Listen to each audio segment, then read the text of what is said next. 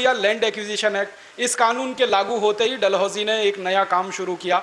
वो गांव-गांव जाता था और भारत के किसानों की जो पंचायतें होती हैं गांव की, उन पर एक नोटिस लगाता था। उस नोटिस में लिखा जाता था, इस गांव के जिस किसान के पास भी अपनी भूमि है वो मेरे सामने आकर सिद्ध करे कि ये भूमि उसकी है।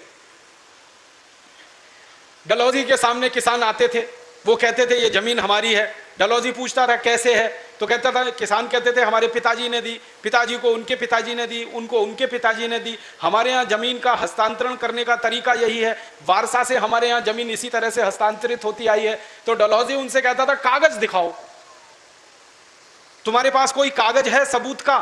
कागज कौन रखता था इस देश में? यहां तो मुंह से निकली हुई बात कागज से ज्यादा पक्की मानी जाती थी। इस देश में जब तक कागज के चलन की व्यवस्था नहीं थी, मुंह से निकली गई बात कागज से पक्की मानी जाती थी और उस मुंह से निकली हुई बात के लिए